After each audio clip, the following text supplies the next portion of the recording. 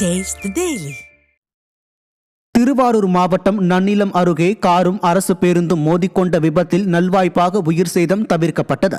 சென்னை கொரட்டூர் பகுதியைச் சேர்ந்த சிவராமன் என்பவரின் குடும்பத்தினர் 5 பேர் வைத்தீஸ்வரன் கோயிலில் சுவாமி தரிசனம் செய்துவிட்டு நன்னிலம் அருகே அச்சிதமங்கலம் பகுதியில் வரும்போது காரின் முன்பக்க டயர் வெடித்தது. இதில் கட்டுப்பாட்டை இழந்த கார் கும்பகோணத்தில் இருந்து நன்னிலம் நோக்கி வந்த அரசு பேருந்து பக்கவாட்டில் மோதி விபத்துக்குள்ளானது. இதில் பேருந்தின் பின்பக்க டயரும் வெடித்த நிலையில் நல்வாய்ப்பாக உயிர் சேதம் தவிர்க்கப்பட்டது. ஈரோடு அருகே காளிங்கராயன் வாய்க்காலில் ஆலை கழிவுநீர் கலப்பால் மீன்கள் செத்து மிதந்தது அதிர்ச்சியை ஏற்படுத்தியுள்ளது.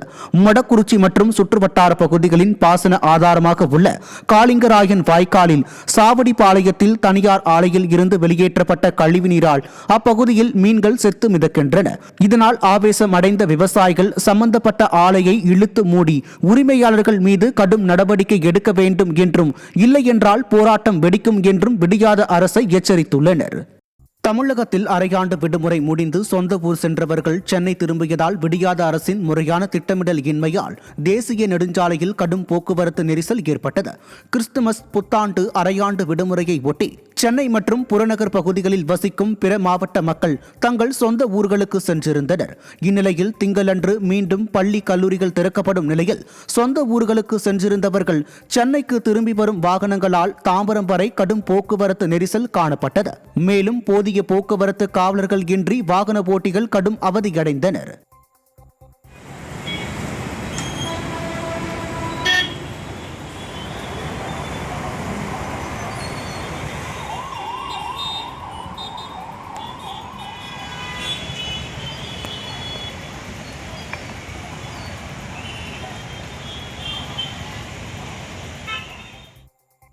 சென்னையை அடுத்த தாம்பரம் அருகே விடியாத திமுக அரசின் மின்வாரிய துறையினர் முறைகேடாக மின் இணைப்பு கொடுப்பதாக குற்றச்சாட்டு எழுந்துள்ளது.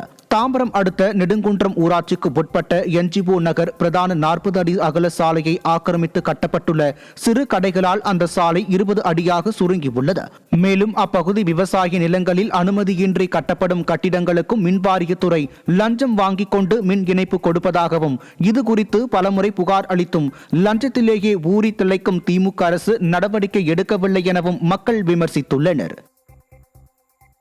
மதுரை கிழக்கு தொகுதிக்கு உட்பட்ட சரந்தாங்கி விலக்கு பாலமேடு சாலையில் 1/2 கிலோமீட்டர் தூரத்துக்கு குண்டும் குழியுமாக சாலை உள்ளதால் வாகன ஓட்டிகள் அவதியடைந்து வருகின்றனர். கனரக வாகனங்கள் அதிகம் செல்லும் வழியில் தார் சாலை அமைக்காமல் ஜல்லிகள் மட்டும் போடப்பட்டுள்ளதால் குண்டும் குழியுமாகி பள்ளி வாகனங்கள் உள்பட பலரும் கடும் சிரமத்தில் செல்லும் நிலை உள்ளது. நிர்வாக திறன் சீரழிந்துவிட்ட ஸ்டாலின் அரசு ஆட்சி முடியும் தருவாயில் உள்ளதால் அலங்கோலமாக கிடக்கும் சாலையை அப்படியே விட்டுள்ளதாக பொதுமக்கள் குற்றம் சாட்டினர். விடியாத அரசு விலையில்லா என்ற பெயரில் தரமற்று வழங்கும் நாப்கின்கள் நாமக்கல் சேலம் தேசிய நெடுஞ்சாலையில் கொட்டப்பட்டுள்ளது அதிர்ச்சியை ஏற்படுத்தியுள்ளது. சுமார் 50க்கும் மேற்பட்ட நாப்கின்கள் பாக்கெட்டுகளுடன் தேசிய நெடுஞ்சாலையில் சிதறி கிடந்த நிலையில் அரசு வழங்கிய நாப்கின்கள் தரமற்றது என்பதால் தூக்கி எறியப்பட்டதா அல்லது அரசு அதிகாரிகள் கவனக்குறைவாக எடுத்துச் செல்லும் போது தவறி விழுந்ததா என்ற கேள்வி எழுந்துள்ளது. தருமபுரி மாவட்டம் மொரப்பூரில் PCR வழக்கு பதிவு செய்த காவல்துறையை கண்டித்து பொதுமக்கள் சாலை மறியலில் ஈடுபட்டனர்.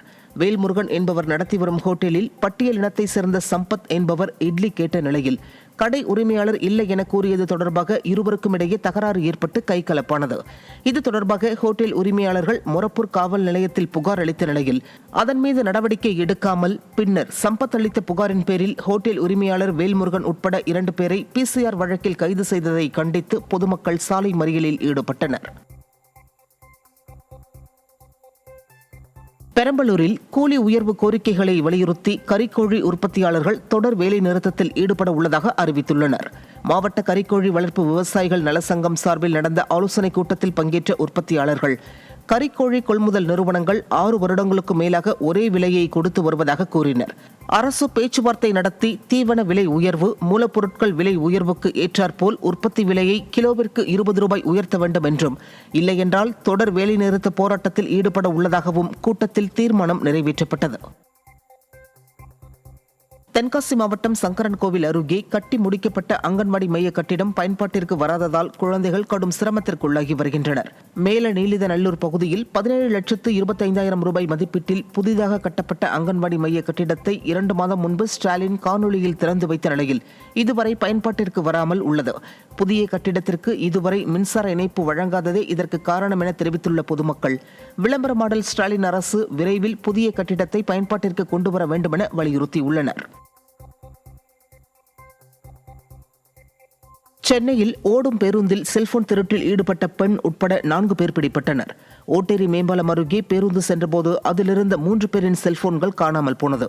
அப்போது பேருந்திலிருந்து ஒரு பெண் உட்பட 4 பேர் இறங்க முயன்றதால் அவர்களை சக பயணிகள் பிடித்து சோதனை செய்தபோது அவர்களிடம் திருடப்பட்ட 3 செல்போன்கள் இருந்தது தெரியவந்தது. இது தொடர்பாக தம்பதி உட்பட 4 பேர் பிடிப்பட்ட நிலையில் ஸ்டாலின் ஆட்சியில் குற்றவாளிகளின் கூடாரமாக தமிழகம் மாறிவிட்டதாக மக்கள் விமர்சித்துள்ளனர்.